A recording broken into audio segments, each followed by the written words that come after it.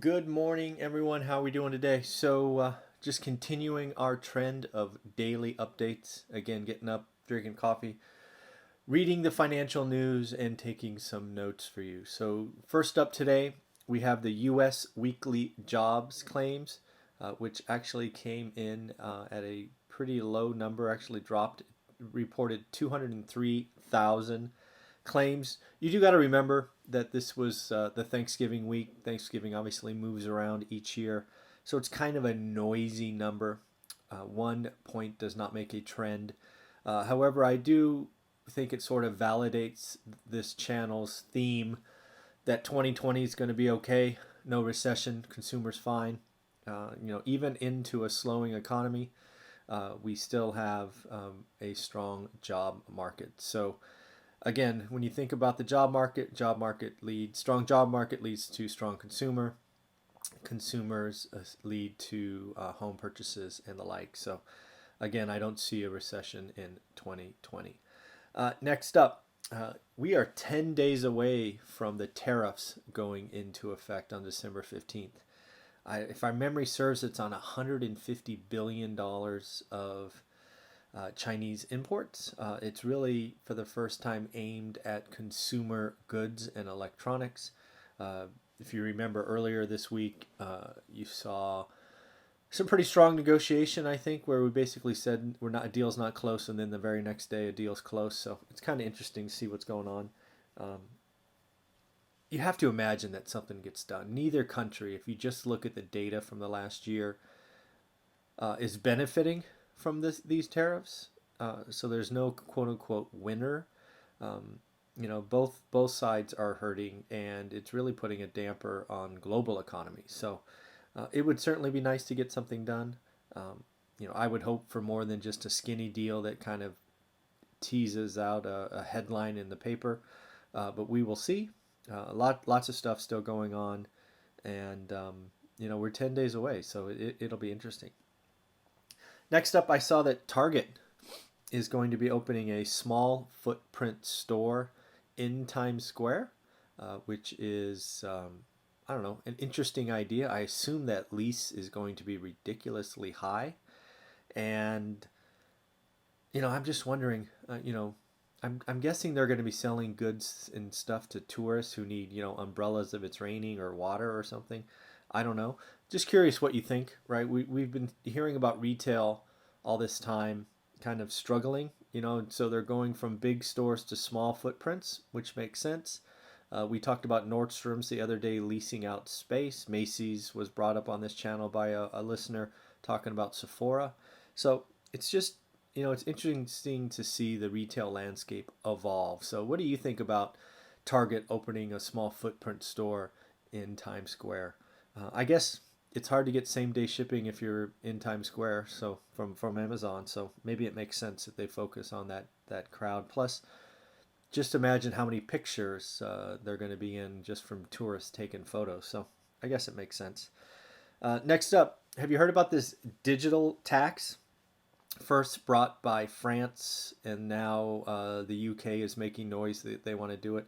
Basically, it would hit American-based technology companies pretty hard, and I would say we're not going to take that lying down. Right now, there's a proposal of 100% tariff on French wines and the like, to kind of force the negotiation. So more and more countries are kind of trying to batten down their hatches, especially in Europe. Tourists taking photos at Target. Yeah, you never. Well, I don't know if they'll take photos at Target, but Target will be in the background, is what I'm thinking.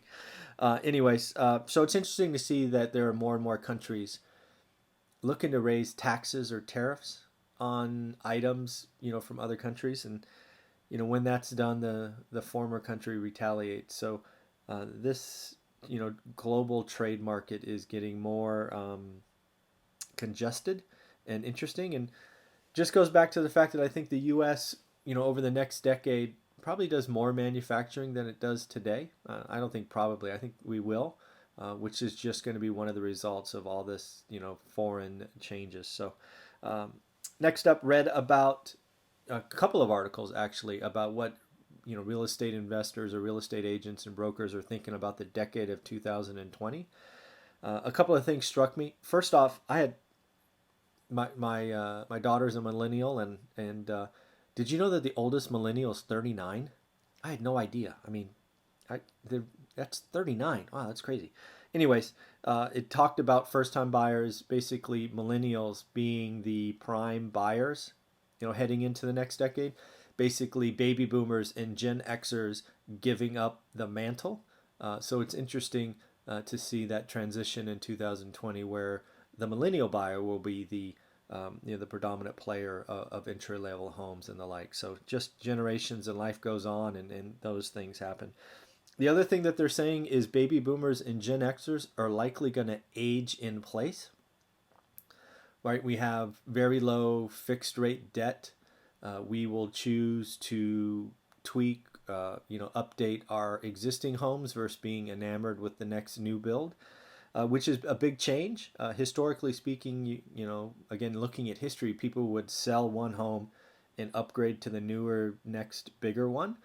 And they're saying that there's every chance that a lot more baby boomers and Gen Xers will age in place, hurting the supply of homes, right? Because usually you would sell your entry to upgrade. So it's going to be a change. They're saying at least in the early 2020s that the lack of supply is going to be the big driver of what's going on in the real estate market. So going to be interesting to figure that out. I still think if there's a builder out there that can figure out a design of an entry-level home, removing upgrades if required, but kind of creating that entry-level home, they could really crush it. Today, given the regulations and taxes, it's they're building the bigger things, so that's the only where they can make a profit. And then lastly, two more things. Sorry. First, looks like GM and LG Chem. I actually don't know who that is. It looks like they're investing $2.3 billion into Ohio, basically to create a plant that does batteries, basically for cars and the like. So going to be interesting. I think it's in Youngstown, if memory serves. That was one of the first articles I read, so I might be mistaken, but I think it was Youngstown. And again, just showing that manufacturing, I think, is going to make we're going to be doing more and more of that, at the end of 2020 than we are at the beginning. And then lastly, I saw this thing from one of the Democratic candidates wanting to prevent mega mergers. And I read the article and I didn't get it. Why? I mean, I'm not sure. What do you get from preventing mergers of free enterprise companies? And then artificially setting some threshold of revenue or whatever. I didn't get it. I don't understand why that's a good idea. I don't even sure why that's a bad idea. I mean, that's just silly. Why would you want to do that? So if maybe you have an idea of why you'd want to do that, leave some comments below.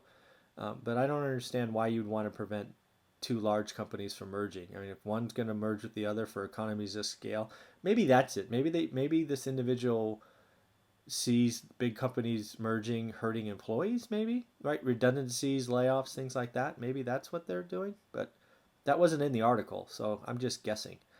So at the end, that's what I got today. Actually going to do a second video probably here in the next 20 minutes or so about some financing changes around BRRRR. A lot of my friends are doing BRRRR in my market, and some rules changed yesterday. So I'm going to record a second video about that because, again, you got to stay up to date, and financing and lending is one of those things. All right, everybody, have a great day, and we will talk to you tomorrow.